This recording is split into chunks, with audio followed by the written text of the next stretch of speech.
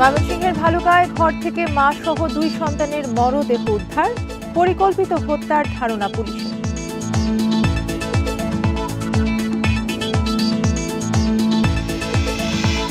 ফেনীতে বন্যার পানি কমায় ভাঙা বাঁধ মেরামতের কাজ শুরু, কৃষি, মৎস্য, প্রাণী সম্পদে ক্ষতি ছাড়িয়েছে কোটি টাকা।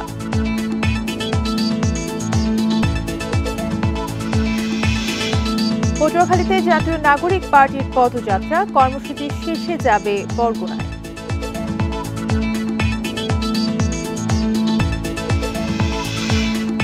এবং চট্টগ্রামে পানি উন্নয়ন বোর্ডের জায়গায় সাবেক এমপি মেয়র সহ প্রভাবশালীদের স্থাপনা, দখলদারদের বিরুদ্ধে অভিযান। স্বাগত সমগ্র বাংলাদেশের সঙ্গে আছি তসলিমা জান্নাত অর্থী। শিরোনাম শুনছিলেন, এবারে বিস্তারিত। ময়মনসিংহের ভালুকায় ঘর থেকে মা এবং 2 সন্তানের মরদেহ উদ্ধার করেছে পুলিশ। সকালে টিএনটি রোড এলাকার হাইয়ুম মিয়ার বাড়ি থেকে তাদের মরদেহ উদ্ধার করা হয়। নিহতরা হলেন ময়না আক্তার এবং তার 7 বছর বয়সী মেয়ে রাইসা এবং 2 বছরের ছেলে নীরব। পুলিশ জানিয়েছে, পরিবার নিয়ে ওই বাসায় ভাড়া থাকতেন রফিকুল ইসলাম। সেখানকার একটি স্পিনিং মিলে কাজ করতেন তিনি। সকালে বাসায় ফিরে দরজায় তালা দেখতে পান রফিকুল। অনেক ডাকাডাকির পর কেউ সাড়া না দেয়ায় তালা ভেঙে ঘরে ঢোকেন তিনি। ঘরের ভেতর স্ত্রী এবং 2 সন্তানের মরদেহ পড়ে থাকতে দেখে পুলিশে খবর দেন তিনি। ভালুকা মডেল থানার ওসি জানিয়েছেন, এটি পরিকল্পিত হত্যাকাণ্ড। হত্যার কারণ ও জড়িতদের শনাক্তে কাজ চলছে।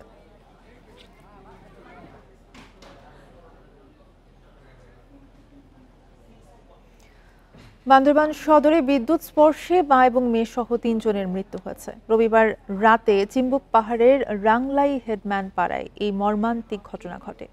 সোয়ালক ইউনিয়ন পরিষদের চেয়ারম্যান ওকনু মার্মা জানান, দীর্ঘদিন ধরে রাংলাই পাড়ায় ট্রান্সফরমারের সমস্যা ছিল। রবিবার বিদ্যুৎ বিভাগের লোকজন মেরামতের কাজ করলেও রাতে ট্রান্সফরমারের সাথে সংযুক্ত অধিকাংশ ঘরে শর্ট সার্কিট হয় বলে অভিযোগ রয়েছে। তখন ঘরের সুইচ বন্ধ করতে গিয়ে উরকান ম্রো এবং তার মেয়ে তুমলে ম্রো ঘটনাস্থলেই মারা যান। আহত হন একই পাড়ার আরেক বাসিন্দা রৌমেন ম্রোকে। আশঙ্কাজনক অবস্থায় তাকে চট্টগ্রাম মেডিকেলে নেয়ার পথে মারা যান তিনি।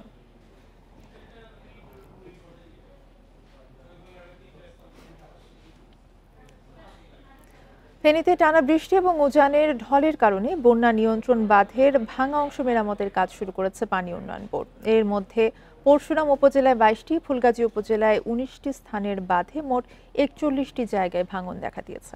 ফেনী সদর, পরশুরাম, ফুলগাজী ও ছাগলনাইয়ার পানি কমায় রোববার থেকে ভাঙন এলাকায় কাজ শুরু করেন নির্বাহী প্রকৌশলীরা। এরই মধ্যে বন্যা কবলিত 121টি গ্রামের পানি নেমে গেছে। তবে এখনও 16টি গ্রাম পানিতে তলিয়ে রয়েছে। 9টি আশ্রয় কেন্দ্রে রয়েছেন 179টি পরিবারের 469 জন। এবারের বন্যায় সবচেয়ে বেশি ক্ষতিগ্রস্ত হয়েছে কৃষক, মৎস্যজীবী ও গবাদি পশু পালনকারীদের। কৃষি, মৎস্য এবং প্রাণী সম্পদ খাতে ক্ষতি ছাড়িয়েছে কোটি টাকা। ক্ষয়ক্ষতি নিরূপণ করা গেলে আমরা জানাবো যে এটা মেরামত করতে কত টাকা লাগবে। আমরা ওয়েদার ফোরকাস্টিং দেখতেছি, যদি ওয়েদার ফোরকাস্টিং ভালো থাকে, 7 দিন 10 দিনের গ্যাপ পাওয়া যায়, সেক্ষেত্রে অনেকগুলা ভাঙন আমরা বন্ধ করে ফেলব। ফেনীতে বন্যার পানি নামতে শুরু করলেও কমেনি দুর্ভোগ। 3-4 দিন পানির নিচে তলিয়ে থাকায় বসবাসের অযোগ্য হয়ে পড়েছে বাড়িঘর। ক্ষতিগ্রস্তদের অনেকে বাস করছেন খোলা আকাশের নিচে, কেউ আবার আশ্রয় নিয়েছে অন্যের ঘরে। দুর্গতদের পুনর্বাসনের আশ্বাস প্রশাসনের। ভারী বৃষ্টি ও উজান থেকে নেমে আসা পাহাড়ি ঢলে ফেনীর 5টি উপজেলায় তলিয়ে যায় 137টি গ্রাম। এর মধ্যে পানি নেমে যাওয়ায় ভেসে উঠেছে ক্ষতচিহ্ন। ফুলগাজী ও পরশুরাম উপজেলার 100 বাড়িঘর ক্ষতিগ্রস্ত হয়েছে। বানভাসী অনেকেই খোলা আকাশের নিচে বসবাস করছেন, আবার কেউ আশ্রয় নিয়েছেন অন্যের ঘরে। বন্যা কবলিত এলাকার সড়ক ভেঙে চলাচলের অযোগ্য হয়ে পড়েছে। টানা 3-4 দিন ঘরবাড়ি পানির নিচে তলিয়ে থাকায় বসবাসের অযোগ্য হয়ে পড়েছে বলছেন স্থানীয়রা। 2-3 বছর পর্যন্ত আমরা মানুষের বাসায় থাকি, মানে জ্বর আসলে চলে যাই, আবার আসি। 7,000 টাকার মাছ ফেলাইছিলাম, রেনু সব চলে গেছে, কিচ্ছু নেই। এটা প্রত্যেকটা বছর, আজকে 2 বছর পর্যন্ত আমরা জুন জুলাই আসলে এরকম ক্ষতিগ্রস্ত হতে হয়। বাড়িঘর মেরামত ও ক্ষতিগ্রস্তদের পুনর্বাসনের উদ্যোগ নেওয়ার কথা জানিয়েছে জেলা প্রশাসন। আমরা 9,500 মানুষের কাছে ত্রাণ পৌঁছে দিয়েছি যাদের ঘরবাড়ি ক্ষতি হয়েছে তাদেরকে আমরা পুনর্বাসনের জন্য আমরা উদ্যোগ নিচ্ছি এবং অন্যান্য কৃষি এবং প্রাণী সম্পদ সহ যাদের ক্ষতি হয়েছে তাদেরকে আমরা পুনর্বাসনের জন্য কাজ করছি। দ্রুত বাঁধ মেরামতের কাজ শুরু হবে বলে জানিয়েছে পানি উন্নয়ন বোর্ড। যদি ওয়েদার ফোরকাস্টিং ভালো থাকে, 7 দিন 10 দিনের গ্যাপ পাওয়া যায়, সেক্ষেত্রে অনেকগুলা ভাঙন আমরা বন্ধ করে ফেলব। ক্ষয়ক্ষতি সম্পূর্ণ নিরূপণ করতে পারিনি।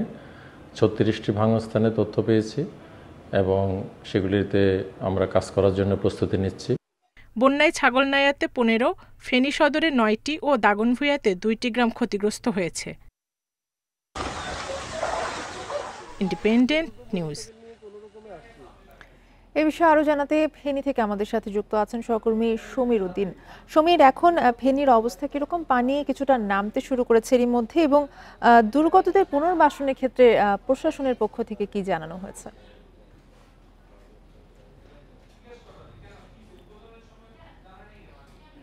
দেখুন, আজ কিন্তু সকালে রৌদ্র উজ্জ্বল ছিল। সকাল 9টার পর থেকে কিন্তু আকাশ ঘুমুর হয়ে গেছে, একটু একটু বৃষ্টি হচ্ছে, আবার একটু বন্ধ হচ্ছে। রোদ বৃষ্টির খেলার মাঝ দিয়ে চলছে আজকের এই দিনটি। তবে গত কয়েকদিনের ভারী বর্ষণ এবং উজানের ঢলে সৃষ্ট যে বন্যা, এই বন্যায় তৃণমূলের মানুষ সবচেয়ে বেশি ক্ষতিগ্রস্ত হয়েছে। প্রায় 100টি ঘর বাড়ি ক্ষতিগ্রস্ত হয়েছে পরশুরাম এবং ফুলগাজী উপজেলায়। এই অন্যান্য যে সদর, ছাগলাইয়া এবং দাগনভূঞার যে ক্ষয়ক্ষতি সেটি নিরূপণ করতে পারেনি জেলা প্রশাসন। জেলা প্রশাসন বলছে তৃণমূলের যে সকল মানুষের এই ঘরবাড়ি ক্ষতিগ্রস্ত হয়েছে তাদেরকে পুনর্বাসন করার জন্য একটা তালিকা করছে। তারা আসলে পূর্ণাঙ্গ পরিসংখ্যানের জন্য অথবা পূর্ণাঙ্গ ক্ষয়ক্ষতি নিরূপণের জন্য অপেক্ষা করছে। যদি এটি সম্পূর্ণ করা যায় তবে তারা এনজিও, জেলা প্রশাসন, সেনাবাহিনী, বিজিবি বা অন্যান্য সংস্থা যারা আছে পুনর্বাসন করবে, সবার সাথে সমন্বয় করে তাদের এই পুনর্বাসনের কার্যক্রমটা করবে। তবে আমরা আজকে সারাদিন এই বন্যা দুর্গত এলাকার বিভিন্ন জায়গায় আমরা আসলে ঘুরেছি। প্রত্যেকটি জায়গায় তৃণমূলের মানুষের কাছে এক ধরনের ক্ষোভ তৈরি হচ্ছে। তারা বলছে যে তারা প্রত্যেক বাড়ি শুনে এই নদীর ভাঙন রোধে এই সরকারের পক্ষ থেকে বরাদ্দ হয়, কিন্তু তারা বলে যে এই বরাদ্দের টাকাটা বানের জলে ভেসে যায়, এই বরাদ্দের টাকা কোনো কাজেই আসে না। তারা বলছে যে পরিমাণ গত 5 বছরে বরাদ্দ হয়েছে সেই পরিমাণ বরাদ্দ যদি একসাথ করে যদি কাজ করা হতো, বড় একটা প্রকল্প নেওয়া হতো, তাহলে একটি টেকসই বাঁধ নির্মাণ এতদিনে শেষ হয়ে যেত। ফলে পরশুরাম এবং ফুলগাজীর মানুষের এই মুহুরী, কুহুয়া, সিলোনিয়া নদীর যে দুঃখ, এই দুঃখটা আর দুঃখ থাকতো না। মুহুরী, কুহুয়া এবং সিলোনিয়া নদী মানুষের জন্য আশীর্বাদ হলেও এখন এটি গলার কাটা হয়ে পরিণত হয়েছে। কারণ এই নদীটির নাব্যতা কম, এটির প্রশস্ত কম, এবং এই দুই পাশে যে অনেক ঘরবাড়ি আছে এগুলোর কারণে নদীর যে প্রতিবন্ধকতা আছে, এই প্রতিবন্ধকতার কারণে উজান থেকে যে পরিমাণ পানি ভেসে আসে এই পানির ধারণ ক্ষমতা থাকে না। আর ধারণ ক্ষমতা না থাকার কারণে নদীর পাড় উপচিয়ে পানি পড়ে নদীর পাড় ভেঙে যায়, ফলে এইখানে বন্যার সৃষ্টি হয়। এটি একসময় ফ্ল্যাশ ফ্লাড ছিল, সকালে বন্যা হলে বিকেলে শেষ হয়ে যেত, আর এখন এটি দলবদ্ধতা পরিণত হচ্ছে, দীর্ঘস্থায়ী হচ্ছে। তো এই দীর্ঘস্থায়ীর জন্য তারা একটা টেকসই সমাধান চান। এটি হচ্ছে আমার কাছে ফেনীর ফুলগাজীর বন্যার পূর্বাভাস জানাচ্ছিলেন ফেনী থেকে। অব্যাহত বৃষ্টিতে লক্ষ্মীপুর, নোয়াখালী ও যশোরে দেখা দিয়েছে জলাবদ্ধতা। এতে অনেক এলাকায় পানিবন্দী হয়ে পড়েছেন মানুষ। গত 2 দিনে লক্ষ্মীপুরে খাল ও নদীতে পানি বেড়েছে। এতে সদর উপজেলার সুতারগোপ্টা, ভবানীগঞ্জ, লাহারকান্দি, রামগতি ও কোমলনগর উপজেলার নিচু এলাকায় পানিবন্দী হয়ে পড়েছেন অনেক পরিবার। ডুবে গেছে ফসলি জমি। নোয়াখালীতে 3 দিন পর আবারও বৃষ্টি শুরু হওয়ায় নতুন করে তলিয়ে গেছে কবিরহাট, কোম্পানিগঞ্জ, বেগমগঞ্জ ও সদর উপজেলার অনেক এলাকা। ভেসে গেছে বীজতলা, সবজি ও মাছের খামার। বৃষ্টি ও ঝড়ো বাতাসের কারণে মাছ ধরা ট্রলার ও নৌকা সমূহকে সাগর উপকূলের কাছাকাছি থাকতে বলা হয়েছে। এছাড়া টানা বৃষ্টিতে যশোরের বিভিন্ন এলাকায় দেখা দিয়েছে জলাবদ্ধতা। এর মধ্যে মনিরামপুর, কেশবপুর, অভয়নগর ও চৌগাছা উপজেলায় ফসলি জমি ও মাছের ঘেরের ক্ষতি হয়েছে।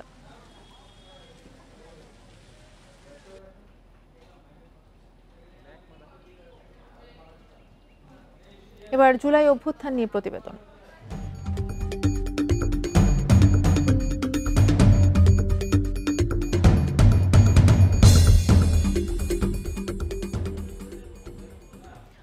জুলাই শহীদদের স্মরণে নির্মাণ করা হয় জুলাই স্মৃতিস্তম্ভ। কুমিল্লা আলেখারচর বিশ্ব রোড এলাকায় সকালে স্মৃতিস্তম্ভের ভিত্তিপ্রস্তর স্থাপন উদ্বোধন করেন জেলা প্রশাসক মোহাম্মদ আমিরুল কায়সার। বলেন, শহীদদের প্রতি শ্রদ্ধা জানাতে স্থাপিত হচ্ছে জুলাই স্মৃতিস্তম্ভ। এতে প্রতিটি শহীদের নাম যুক্ত করা থাকবে। এছাড়াও যেসব এলাকায় শহীদরা নিহত হয়েছেন সেসব স্থানে নির্মাণ করা হবে রোড মেমোরি স্ট্যান্ড। চাঁদপুরে জুলাই শহীদ স্মৃতিস্তম্ভ নির্মাণ কাজের উদ্বোধন করা হয়েছে। এ সময় শহীদদের আত্মার মাগফিরাত কামনা করে দোয়া করা হয়। জুলাই গণ অভ্যুত্থানে শহীদদের স্মরণে খাগড়াছড়িতে জুলাই শহীদ স্মৃতিস্তম্ভের ভিত্তিপ্রস্তর স্থাপন করা হয়েছে।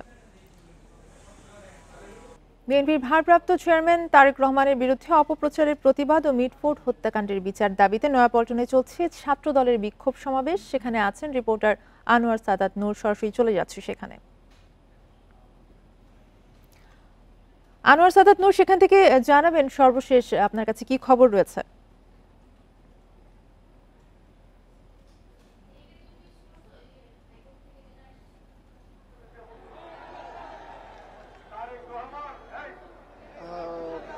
বিএনপি কার্যালয়ের সামনে রাজধানীর নয়াপল্টনে বিএনপি উত্তর এবং দক্ষিণ, মহানগর উত্তর এবং দক্ষিণের আহ্বানে বা আয়োজনে কিন্তু বিক্ষোভ সমাবেশের আয়োজন করা হয়েছে। সেই বিক্ষোভ সমাবেশেরই চিত্র আপনারা আমার পিছনে যেটি দেখতে পাচ্ছেন, ঠিক কেন্দ্রীয় কার্যালয়ের সামনেই কিন্তু ট্রাকের উপরে মঞ্চ বানিয়ে এই বিক্ষোভ সমাবেশ এবং বিক্ষোভ মিছিলের আয়োজন করা হয়েছে। এই বিক্ষোভ মিছিলে আসলে বিএনপির যে ভারপ্রাপ্ত চেয়ারম্যান তারেক রহমানের বিরুদ্ধে ক্রমাগত ষড়যন্ত্রমূলক মিথ্যাচার এবং অপপ্রচার চালানো হচ্ছে বলে কিন্তু এই দাবি করা হচ্ছে এবং অভিযোগ তোলা হচ্ছে যে পক্ষ তারা বিএনপির ভাবমূর্তি নষ্ট করতে, ক্ষুণ্ণ করতে ইচ্ছামূলকভাবে বা উদ্দেশ্যপ্রণোদিতভাবেই বিএনপির ভারপ্রাপ্ত চেয়ারম্যানকে নিয়ে এবং বিএনপির নেতাকর্মীদেরকে নিয়ে বিভিন্ন ভাবে তাদেরকে ষড়যন্ত্রমূলক বক্তব্য দেওয়া হচ্ছে এবং মিথ্যাচার করা হচ্ছে, যাতে যেটা বিএনপি এর ভাবমূর্তিতে আঘাত হানে। এবং সেই অভিযোগ যেমন করছেন এবং সেই মিথ্যাচারের প্রতিবাদ জানাচ্ছেন, সেই প্রতিবাদে কিন্তু বিক্ষোভ মিছিল ইতিমধ্যে করেছে বিএনপির অঙ্গ সংগঠন ছাত্র দল। সেই ছাত্র দল সেই বিক্ষোভ মিছিল নিয়ে ইতিমধ্যে তারা নয়াপল্টন থেকে শাহবাগের উদ্দেশ্যে মিছিল নিয়ে বের হয়েছেন এবং সেই যে মিছিলে অংশ নিয়েছেন ছাত্র দলের নেতাকর্মীরা, তারা এর আগে তারা এই নয়াপল্টনের সামনেই সংক্ষিপ্ত সমাবেশ করেন এবং সংক্ষিপ্ত সমাবেশে তারা হুঁশিয়ারি দেন যে বা যারা বা যে গোষ্ঠী বিএনপিকে ছোট করতে, বিএনপির ভাবমূর্তি ক্ষুণ্ণ করতে মিথ্যা অপপ্রচার চালাচ্ছে তাদেরকে হুঁশিয়ারি দেন এবং বলেন যে যারা এগুলো চালাচ্ছে তারা এইগুলো করে রাজনীতিতে টিকতে পারবেন না বা একটা অপরাজনীতি চেষ্টা আবারও করা হচ্ছে বলেও কিন্তু তারা অভিযোগ করেন। এর পাশাপাশি কিন্তু যে মিটফোর্ড হত্যাকাণ্ড, যেটি খুবই আলোচনা এবং সমালোচনার জন্ম দিয়েছে এবং যেটি দায় বিএনপির ওপরে বারবার করে দেওয়া হচ্ছে, সেই দায় যে মিথ্যা বা প্রহসনের জন্য দেওয়া হচ্ছে সেই অভিযোগও কিন্তু এই বিক্ষোভ মিছিল এবং সমাবেশ থেকে তোলা হচ্ছে। বলা হচ্ছে যে এটিকে একটি চক্রান্ত তৈরি করা হচ্ছে যেন এই হত্যার দায় বিএনপির ঘাড়ে চাপানো যায় এবং এই হত্যার দায় দিয়ে বিএনপির ভাবমূর্তিকে ক্ষুণ্ণ করা যায়। তারা কিন্তু এই মিটফোর্ড হত্যাকাণ্ডের সুষ্ঠু বিচার দাবি করেছেন। এই মিটফোর্ড হত্যাকাণ্ডের যেন দৃষ্টান্তমূলক শাস্তি হয় সেই দাবিও কিন্তু যেমন ছাত্রদল করেছেন, পাশাপাশি বিএনপি ঢাকা মহানগর উত্তর এবং দক্ষিণের নেতাকর্মীরাও কিন্তু তাদের বক্তব্যের মধ্যে সেই দাবি বারবার করে তুলে ধরেছেন। আমরা দেখতে পাচ্ছি যে এই প্রোগ্রামে, এই অনুষ্ঠানে কিন্তু ইতিমধ্যে বিএনপির মহাসচিব মির্জা ফখরুল ইসলাম আলমগীর এসে উপস্থিত হয়েছেন। তার সাথে সাথে আরও নেতাকর্মীরা আছেন। এই মুহূর্তে মির্জা আব্বাস নেতাকর্মীদের উদ্দেশ্যে বক্তব্য দিচ্ছেন এবং ঘোষণা দেওয়া হচ্ছে যে বক্তব্য শেষ করে একটি বিক্ষোভ মিছিল বের করা হবে, যেটি নয়াপল্টন থেকে ঘুরে প্রেস ক্লাব হয়ে আবারও নয়াপল্টনে আসবেন এবং তার আগে একটি সংক্ষিপ্ত সমাবেশ করা হচ্ছে এবং এই সমাবেশে কিন্তু নেতাকর্মীদেরকে যেমন হুঁশিয়ারি দেওয়া হচ্ছে, পাশাপাশি সেই নেতাকর্মীদেরকে সতর্ক থাকার জন্য কিন্তু আহ্বান জানাচ্ছেন কেন্দ্রীয় নেতারা। তারা বলছেন যে চারিদিকে ষড়যন্ত্রকারীরা উৎপেতে আছেন, তারা কোনো না কোনোভাবে। আনোয়ার সাদাত নূর জানাচ্ছিলেন নয়াপল্টন থেকে। মব ভায়োলেন্স বন্ধে জনগণ সরব হয়েছে মন্তব্য করে স্বরাষ্ট্র উপদেষ্টা জাহাঙ্গীর আলম চৌধুরী বলেছেন, মব ভায়োলেন্স কোনোভাবেই গ্রহণযোগ্য নয়। জনগণই এখন মব ভায়োলেন্স বন্ধ করবে। দুপুরে কক্সবাজার বিয়াম ফাউন্ডেশন মিলনায়তনে মাদক নিয়ন্ত্রণ সংক্রান্ত সভা শেষে এসব কথা বলেন তিনি। উপদেষ্টা বলেন, মব ভায়োলেন্সের ঘটনার সাথে জড়িতদের আইনের আওতায় আনা হবে এবং আইন কারো হাতে তুলে নেওয়ার অধিকার নেই। এ সময় দেশ থেকে মাদক নির্মূলে সবার সহযোগিতা চান তিনি।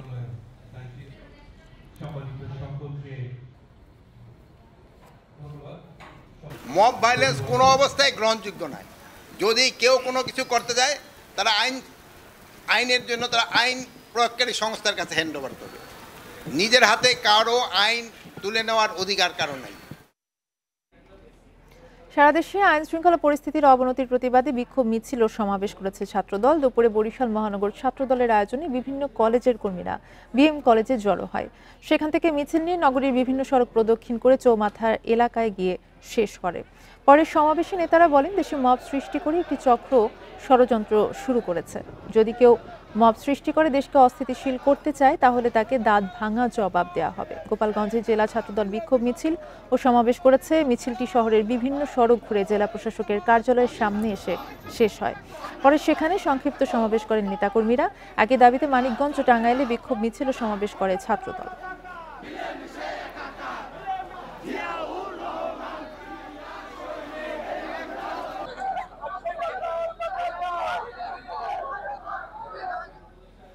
জুলাই গণ অভ্যুত্থানের বর্ষপূর্তির 14তম দিনে পটুয়াখালী থেকে পদযাত্রা শুরু করেছে জাতীয় নাগরিক পার্টি। দুপুরে সার্কিট হাউস প্রাঙ্গণে শুরু হয় পদযাত্রা। শহরে বিভিন্ন গুরুত্বপূর্ণ সড়ক প্রদক্ষিণ করে পদযাত্রাটি। পরে সেখানে আয়োজিত সমাবেশে বক্তব্য রাখেন দলটির আহ্বায়ক নাহিদ ইসলাম সহ কেন্দ্রীয় নেতারা।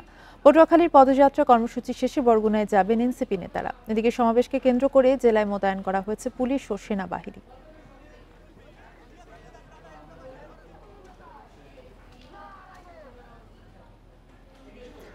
জুলাই শহীদদের স্মরণে নির্মাণ করা হয় জুলাই স্মৃতিস্তম্ভ। এ বিষয়ে আরো জানাতে আমাদের সাথে যুক্ত আছেন সহকর্মী রাকিব। রাকিব, আপনি জানাবেন আপনার কাছে কি তথ্য রয়েছে? জুলাই শহীদদের স্মরণে যে জুলাই স্মৃতিস্তম্ভ আসলে তৈরি করা হয়েছে, সেই বিষয়ে আসলে আপনার কাছে কি তথ্য রয়েছে?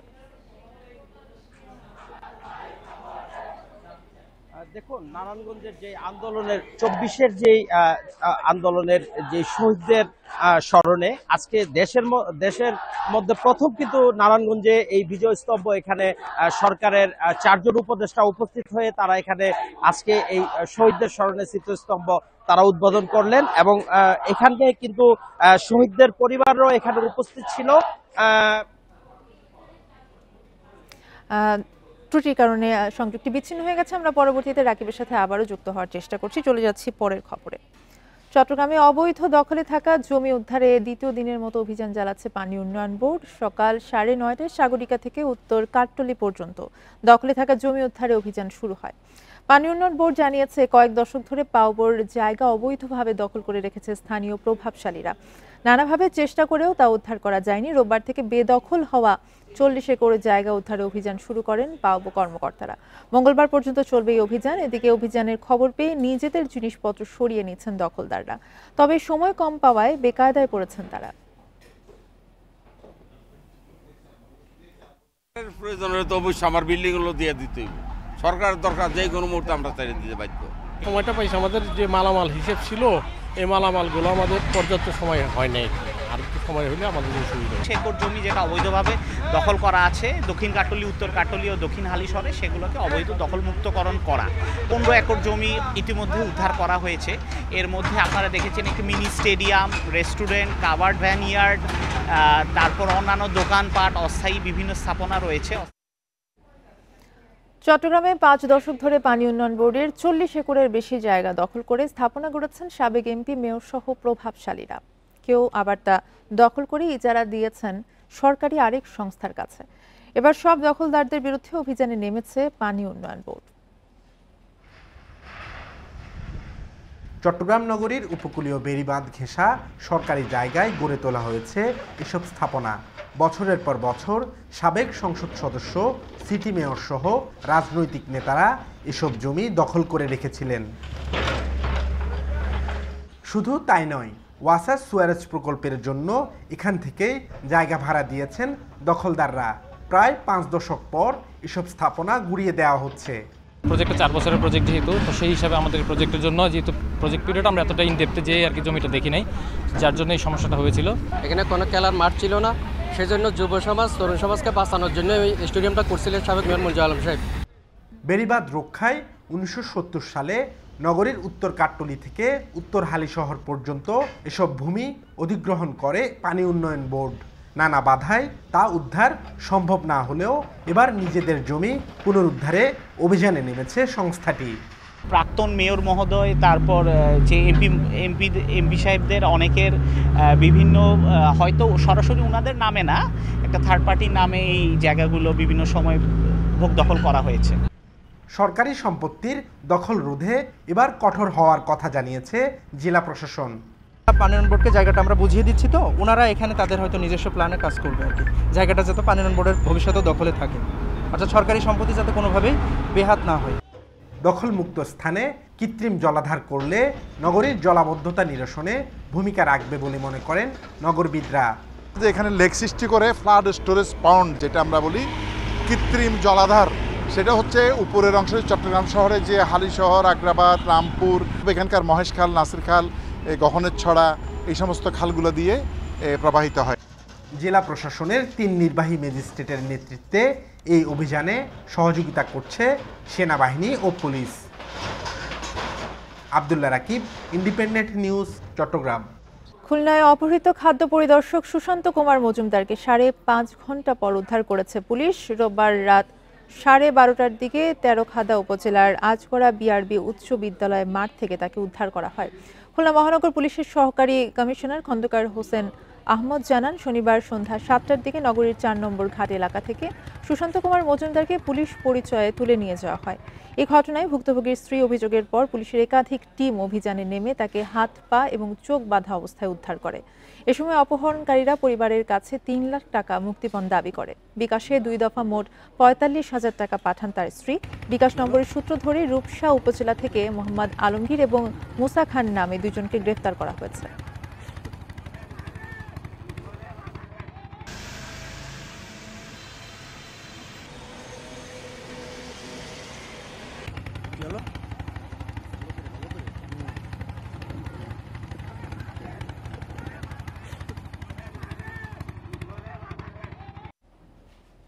বিএনপির ভারপ্রাপ্ত চেয়ারম্যান তারেক রহমানের বিরুদ্ধে অপপ্রচারের প্রতিবাদ এবং মিটফুড হত্যাকাণ্ডের বিচার দাবিতে নয়াপল্টনে চলছে ছাত্র দলের বিক্ষোভ সমাবেশ। এই মুহূর্তে সেখানে বক্তব্য রাখছেন মির্জা ফখরুল ইসলাম আলমগীর। আমরা সরাসরি চলে যাচ্ছি সেখানে। তারা বাংলাদেশের রাজনীতিকে একেবারে ভিন্ন খাতে প্রবাহিত করার চেষ্টা করছে। বন্ধুগণ, এই চক্রান্ত নতুন নয়, এই ষড়যন্ত্র নতুন নয়। যখনই বাংলাদেশের মানুষ উঠে দাঁড়াতে চেয়েছে, মাথা উঁচু করে দাঁড়াতে চেয়েছে,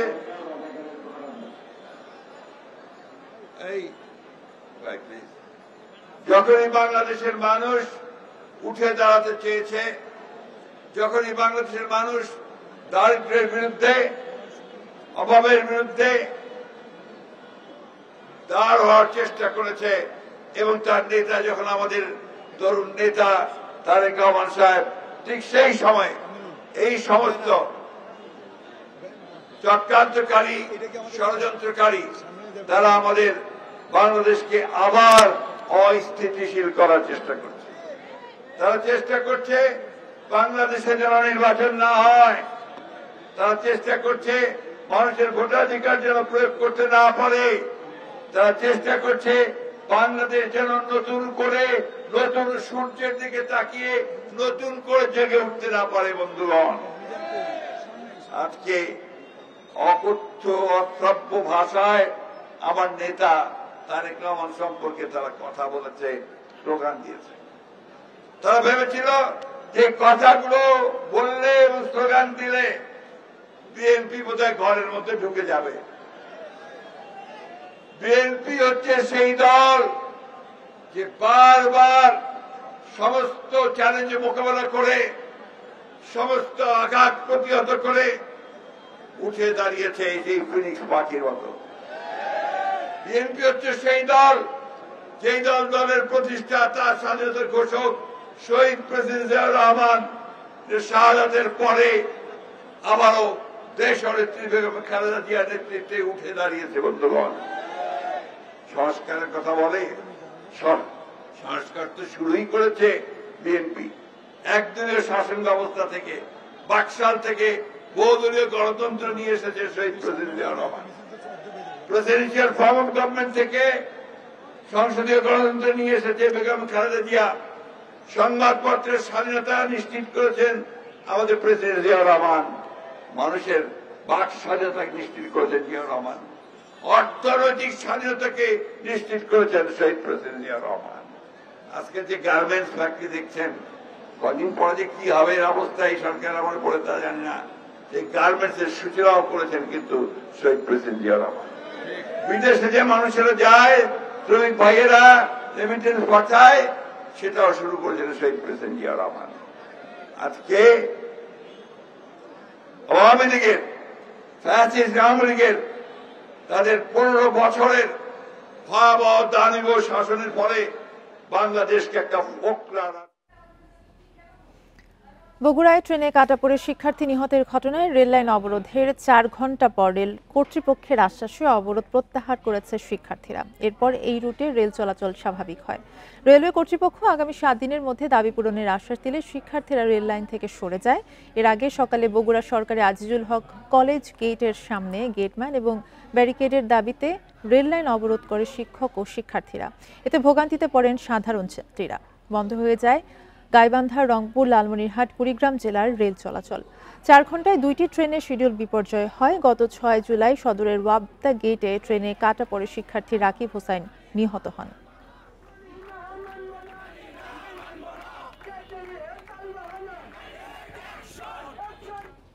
গাজীপুরের কালিয়াকৈরে রেল ক্রসিংয়ে বিকল ট্রাকটি সরিয়ে নেয়ায় ঢাকার সঙ্গে উত্তরবঙ্গের রেল যোগাযোগ ফের শুরু হয়েছে। এর আগে 3 ঘণ্টা বন্ধ থাকে ট্রেন চলাচল। জয়দেবপুর রেলওয়ে ফাঁড়ির ইনচার্জ নাদিরুজ্জামান জানান, সকাল 8:15টার দিকে সোনাখালী রেল ক্রসিংয়ে একটি মালবাহী ট্রাক বিকল হয়। এরপর থেকে ওই রুটে ট্রেন চলাচল বন্ধ হয়ে যায়। মির্জাপুর স্টেশনে ঢাকাগামী সিরাজগঞ্জ এক্সপ্রেস সহ বিভিন্ন স্টেশনে কয়েকটি ট্রেন আটকা পড়ে ভোগান্তিতে পড়েন যাত্রীরা। বেলা 11টায় বিকল হওয়া ট্রাকটি সরিয়ে নেওয়া হলে ট্রেন চলাচল শুরু হয়।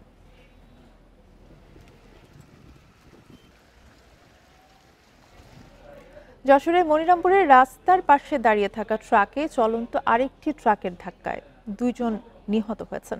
সকালে উপজেলার মনিরামপুর ফিলিং স্টেশনের সামনে এই দুর্ঘটনাটি ঘটে। নিহতরা হলেন ধাক্কা দেয়া ট্রাকের চালক রাজু হোসেন এবং তার সহকারী ইরফান হোসেন। তারা সাতক্ষীরার কলারোয়া উপজেলার বাসিন্দা। মনিরামপুর থানার ওসি বাবলুর রহমান খান জানান, যশোর চুকনগর সড়কে ফিলিং স্টেশনের পাশে একটি ট্রাক দাঁড়িয়েছিল। এ সময় ঢাকা থেকে সাতক্ষীরাগামী অপর একটি ট্রাক নিয়ন্ত্রণ হারিয়ে ট্রাকটির পেছনে ধাক্কা দেয়। এতে হতাহতের ঘটনা ঘটে। ধারণা করা হচ্ছে ধাক্কা দেয়া ট্রাকের চালক ঘুমিয়ে গাড়ি চালাচ্ছিলেন। খবর পেয়ে ট্রাকের সামনের অংশ কেটে 2 জনের মরদেহ উদ্ধার করা হয়েছে। নতুন রেল সেতু চালু হওয়ায় যমুনা সেতু থেকে আগের রেল লাইন সরিয়ে নেওয়া হচ্ছে। এতে সেতুর প্রশস্ততা বেড়ে যান চলাচলে আরও সুবিধা হবে। দুর্ঘটনা বা অন্য কারণে সেতুর ওপর যানজটের ঝুঁকিও কমবে। প্রশস্ততা বাড়ানোর বিষয়ে বিশেষজ্ঞ দল কাজ করছে, জানিয়েছে সেতু বিভাগ। 1998 সালে নির্মিত যমুনা সেতুতে শুধুমাত্র যান চলাচলের কথা থাকলেও পরে যোগ হয় রেলপথ। এতে কমে যায় সড়ক সেতুর প্রশস্ততা। যান চলাচলের জন্য সেতুর 2 পাশে রয়েছে 6.3 মিটার। নতুন রেল সেতু চালু হয় সরিয়ে ফেলা হচ্ছে যমুনা সেতুর রেল লাইন। এতে সেতুর 2 পাশেই প্রশস্ততা বেড়ে হবে 8 মিটারের বেশি। এতে যানবাহন চালাতে সুবিধা হবে বলছেন চালকরা। দুর্ঘটনা কমার পাশাপাশি যানজটও কমবে বলছেন তারা। সরানো শুরু হয়েছে, কাটতে হয়েছে, ইনশাল্লাহ দ্রুত করলে আমাদের পক্ষে সুবিধা হয়, যানজট কম হয়, তখন সেম হয়ে যায়। কোনো গঞ্জে 1 ফিটের মতো 2.5-3 গজ থাকে, এরকম সেম যাওয়া লাগবে। যদি একটু ওষার হয় তাহলে জিনিসটা ভালো হয়। এখন রেললাইন যে অত সারা ফেলালো, দ্রুত সেতু মেরামত করা একদম ক্লিয়ার করা ফেলায়, তাহলে সবার জন্য নিরাপদ। সেতুর প্রশস্ততা বাড়াতে প্রকৌশল পরিকল্পনা করা হচ্ছে। একটি বিশেষজ্ঞ দল বিষয়টি পর্যালোচনা করবে জানালেন সেতু সাইট অফিসের প্রকৌশলী।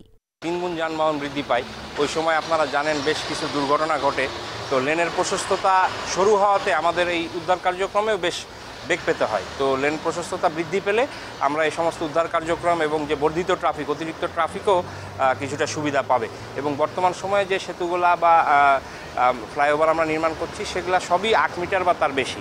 উত্তরবঙ্গের সঙ্গে রাজধানীর যোগাযোগের মূল পথ যমুনা সেতু দিয়ে চলাচল করে 22টি জেলার গণপরিবহন। Independent news. নোয়াখালীর চাটখিলে নিখোঁজের 2 দিন পর খাল থেকে শিশু আরিফ হোসেনের মরদেহ উদ্ধার করেছে পুলিশ। শিশুটি উপজেলার মেঘা গ্রামের জামাল হোসেনের ছেলে। পুলিশ জানে মানসিক ভারসাম্যহীন হওয়ায় শিশুটি মাঝে মধ্যে বাড়ি থেকে বের হয়ে সারা রাত বাইরে থেকে পরদিন বাড়ি ফিরত। শনিবার রাতে বাড়িতে না ফেরায় রোববার সকাল থেকে পরিবারের সদস্যরা তাকে খুঁজতে থাকেন। সোমবার সকালে স্থানীয় লোকজন খালে মরদেহ ভাসতে দেখে 999-এ কল দেন। এই ছিল এখনকার সংবাদে, সাথে থাকায় ধন্যবাদ সবাইকে।